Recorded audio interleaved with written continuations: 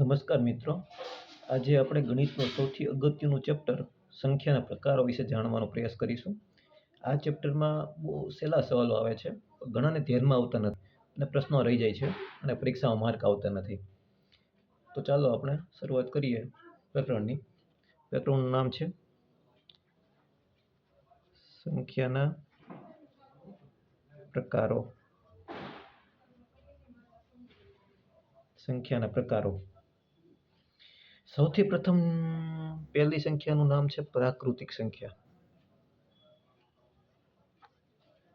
પ્રાકૃતિક સંખ્યાઓ. પ્રાકૃતિક સંખ્યાઓ જેને આપણે n વડે દર્શાવીએ છીએ, નેચરલ નંબર n. n ખાસ યાદ રાખવાનું છે. આમાં કઈ કઈ સંખ્યાનો સમાવેશ થાય તો કે 1, 2, 3 આ બધી સંખ્યાઓ પ્રાકૃતિક સંખ્યા છે, અનંત લગી હાલી જાય સંખ્યા. બરાબર છે. બીજી સંખ્યા આપણે જાણીએ તો બીજી સંખ્યા છે પૂર્ણ સંખ્યા. પૂર્ણ સંખ્યા. પૂર્ણ સંખ્યાઓ. આને આપણે w વડે દર્શાવીશું. ખાસ યાદ રાખવાનું w વડે. આમાં પ્રાકૃતિક સંખ્યામાં ખાલી 0 ઉમેરી દઈએ ને, 0, 1, 2, 3 પૂર્ણ સંખ્યા અને પૂર્ણ સંખ્યા થઈ જાય. પ્રાકૃતિક સંખ્યા માત્ર 0 જ ઉમેરવાનો છે એટલે પૂર્ણ સંખ્યા થઈ જાય છે. ત્રીજી સંખ્યા થશે પૂર્ણાંક સંખ્યા. પૂર્ણાંક સંખ્યા આને આપણે z વડે દર્શાવીશું.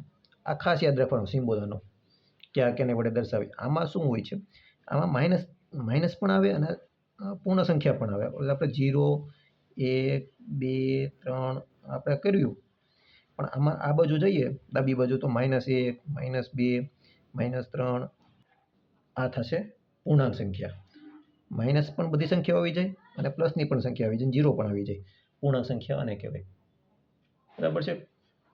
હવે ચોથી છે અપૂર્ણાંક સંખ્યા. અપૂર્ણાંક સંખ્યાઓ. આમાં આપણે બે ભાગ પાડીશું અપૂર્ણાંક સંખ્યાઓમાં. એક તો છે શુદ્ધ અપૂર્ણાંક અને એક અશુદ્ધ અપૂર્ણાંક.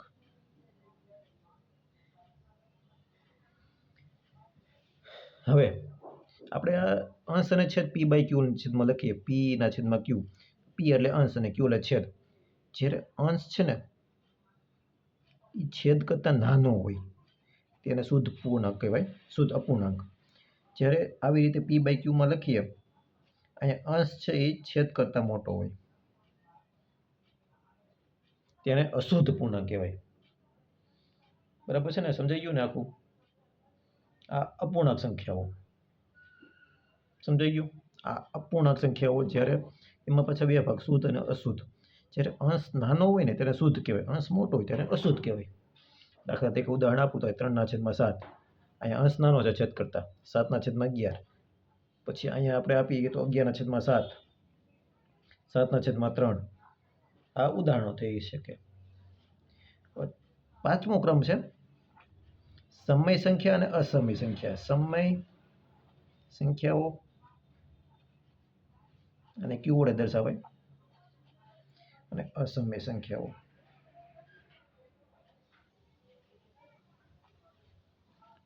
અને i વડે દર્શાવીશું. જેને p/q સ્વરૂપમાં લખીએ ગઈ ને, p/q એટલે કોઈ સંખ્યા 7/11 કે કોઈ પણ રીતે 7/2, 3/2, 1/3 આ રીતે કોઈ પણ રીતે લખીએ. કે ઉદાહરણ આપું છું, ઉદાહરણ લખું છું. 7/2, 3/2, 1/3. 7/2 એટલે 3.5, 3/1.2 1.5, 1/3 એટલે 0.33. આ બધી થઈ સમય સંખ્યાઓ. જ્યારે આને p/q માં લખી ન શકાય, અસમય સંખ્યાઓને. બરાબર. પછી આમાં આવે જે તમામ સંખ્યા હોય જેનું વર્ગમૂળ ન નીકળી શકે, વર્ગમૂળ ન કાઢી શકાય. એનું ઉદાહરણ છે √2.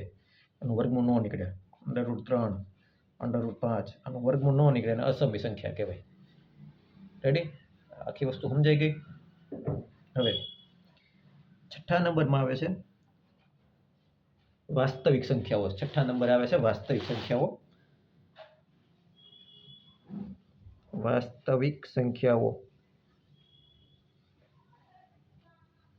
એનો સિમ્બોલ છે આર. આના બરાબર શું થાય? જે આપણે સમય સંખ્યા લીધી, સમય સંખ્યા પ્લસ અસમય સંખ્યા, બંનેને વાસ્તવિક સંખ્યાઓ કહેવાય.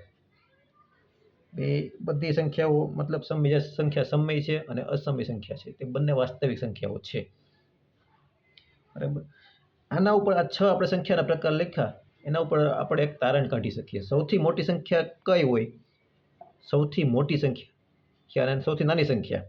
તો પહેલા સૌથી નાની સંખ્યા શરૂઆત કરીએ તો પ્રાકૃતિક સંખ્યા એ સૌથી નાની સંખ્યા છે. કેમ કે એમાં 1 2 3 4 એવી રીતે અનંત સુધી આવે છે. પછી આવે એનાથી મોટી કઈ આવે? તો પૂર્ણ સંખ્યા, કેમ કે એમાં 0 ઉમેરાઈ જાય છે. પછી એનાથી મોટી આવે પૂર્ણાંક સંખ્યા, માઇનસ પણ ઉમેરાઈ જાય. પછી એનાથી મોટી એટલે NWZ. હવે એનાથી મોટી કઈ આવશે? તો કે સમય ને અસમય, એટલે સમય અને સમય અથવા અસમય સંખ્યા. એનાથી મોટી કઈ આવી છે? તો કે વાસ્તવિક સંખ્યા, કેમ કે વાસ્તવિક સંખ્યા સમય પ્લસ અસમય બંને છે. આના ઉપર આપણે લખી શકીએ પ્રાકૃતિક સંખ્યા એટલે n એ સૌથી નાની, એનાથી મોટી W, એનાથી મોટી પૂર્ણાંક એટલે Z, એનાથી મોટી સમય અથવા Q અથવા I, અસમયને I કહેવાય, એનાથી મોટી R વાસ્તવિક સંખ્યા. હવે તમે આમાં એક તારણ એવું કાઢી શકો, જે પ્રાકૃતિક સંખ્યા બધી છે એ પૂર્ણ સંખ્યામાં સમાયેલી છે. પૂર્ણ સંખ્યા તમામ પૂર્ણાંક સંખ્યામાં સમાયેલી છે. પૂર્ણાંક સંખ્યા તમામ સમય અથવા અસમયમાં સમાયેલી છે. અને સમય અને અસમય બધી વાસ્તવિક સંખ્યાઓમાં સમાયેલી છે. એટલે તમને એમ કે પૂર્ણ સંખ્યા તમામ, આમાં એક આપણે તારણ કાઢી, તમામ પૂર્ણ સંખ્યાઓ ખાલી ઉદાહરણ પૂરતું છે, પૂર્ણાંક સંખ્યાઓ છે.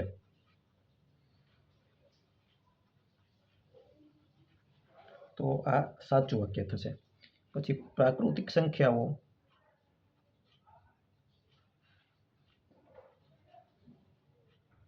પૂર્ણાંક સંખ્યાઓ છે. તો આ વાક્ય કેમ થશે સાચું? પ્રાકૃતિક સંખ્યાઓ પૂર્ણ સંખ્યાઓ છે જ, તો સાચું જ છે. પ્રાકૃતિક સંખ્યા પૂર્ણ સંખ્યામાં